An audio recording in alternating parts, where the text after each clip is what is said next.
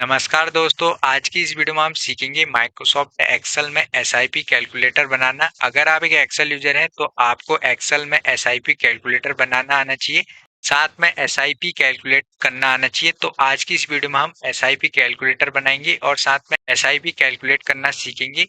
इस वीडियो को अंत तक जरूर देखना। आज की वीडियो हम शुरू करते हैं बिना किसी देरी के। एक्सेल में यहाँ पर आप देखेंगे हमने एसआईपी कैलकुलेटर डिजाइन किया है, जिसमें हमने पहले मंथली इन्वेस्टमेंट लिया है 25,000 और एक्सपेक्टेड रिटर्न रेट ले रखा है 12%। टाइम पीरियड ले रखा है हमने 10 ईयर। यहाँ पर जो टाइम पीरियड है 10 ईयर का है और यहाँ पर आप इसे मंथली ना समझे। टोटल इन्वेस्टमेंट अमाउंट हमें यहाँ पर निकालना है, टोटल वैल्यू हमें यहाँ पर निकालनी है, एस्टिमेटेड रिटर्न्स हमें यहाँ पर निकालने हैं। तो यहाँ पर हमें पहले टोटल इन्वेस्टमेंट अमाउंट निकालना है। तो उसके लिए हम क्या करेंगे, इसके लिए हम टाइप करेंगे इक्वल। इक्वल टाइप करने के बाद हम यहाँ पर सिलेक्ट करेंगे मंथली इन्वेस्टमेंट को और उसको मल्टीप्लाई कर देंगे यहाँ पर टाइम पीरियड से। तो यहाँ पर टाइम पीरियड हमारा 10 ईयर है, तो इस 10 ईयर को हम सिलेक्ट कर देंगे 10 को और इसे मल्टीप्लाई कर देंगे 12 से। 12 से हमने इसलिए मल्टीप्लाई कर रखा है टाइम पीरियड को क्योंकि ये ईयरली है, मंथली बनाने के लिए 12 से हमें मल्टीप्लाई करना पड़ेगा। उसके बाद हम करेंगे जस्ट एंटर। जैसे एंटर करेंगे यहाँ पर टोटल इन्वेस्टमेंट अमाउंट हमारा आ जाएगा। इसके बाद हमें यहाँ पर निकालना है टोटल वैल्यू।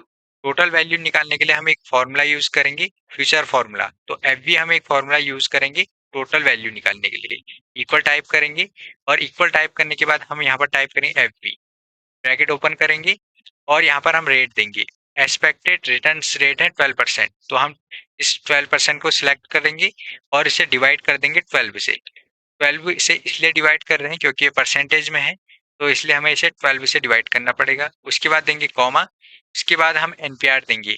एनपीआर होता है नंबर ऑफ टाइम पीरियड, तो टाइम पीरियड हमारा है 10 ईयर। 10 को हम सिलेक्ट कर देंगे और इसे मल्टीप्लाई कर देंगे 12 से।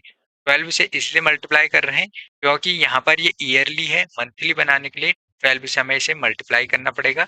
देंगे यहाँ पर कॉमा, कॉमा देने के बाद पीएमटी। पीएमटी को हम यहाँ पर माइनस में देंगे और पीएमटी जो है हमारी मंथली इन्वेस्टमेंट है 25,000 पीएमटी, ठीक है। इसे हम माइनस में देंगे। माइनस में इसलिए दे रहे हैं क्योंकि अगर यहाँ पर हम माइनस नहीं देंगे तो यहाँ पर जो वैल्यू आएगी टोटल वैल्यू माइनस में आ जाएगी। प्लस में बनाने के लिए हम यहाँ पर माइनस दे रहे हैं। उसके बाद हम इस 25,000 को सिलेक्ट कर देंगे पीएमटी में। उसके बाद देंगे कॉमा और उसके बाद पीवी देंगे। अब यहाँ पर हमारे पास पीवी है नहीं, इसके बाद एक कॉमा और दे देंगे और कॉमा देने के बाद हम यहाँ पर देंगे टाइप्स। टाइप्स यहाँ पर दो है, एक है end of the period, second है यहाँ पर बिगिनिंग ऑफ द पीरियड। तो यहाँ पर हम बिगिनिंग ऑफ द पीरियड को सिलेक्ट करेंगे, मतलब यहाँ पर 1 दे देंगे। तो 1 देंगे यहाँ पर और 1 देने के बाद ब्रैकेट क्लोज कर देंगे और यहाँ पर जस्ट एंटर करेंगे। जैसे एंटर करेंगे यहाँ पर टोटल वैल्यू आ जाएगी। अब हमें यहाँ पर एस्टिमेट रिटर्न्स निकालने हैं।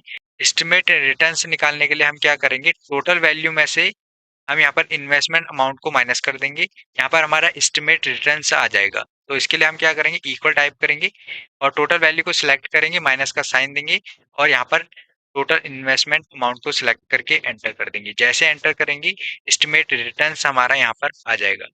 अब यहाँ पर जो हमने टोटल वैल्यू में माइनस लगाया था उसको एक बार हम डिलीट कर देते हैं, ठीक है। डिलीट करके मैं एंटर करता हूँ तो यहाँ पर आप देखिए टोटल वैल्यू और एस्टिमेट रिटर्न्स हमारे माइनस में आ जाएंगे दोनों। जो यहाँ पर हमारा कैलकुलेशन होगा वो यहाँ पर हो जाएगा रॉन्ग। तो इसके लिए हम क्या करेंगे, जो पीएमटी में हमने माइनस का साइन डिलीट किया था उसे फिर से लगा के एंटर करेंगे। तो यहाँ पर आप देखेंगे एस्टिमेट रिटर्न्स और टोटल वैल्यू करेक्ट हो जाएगी दोनों।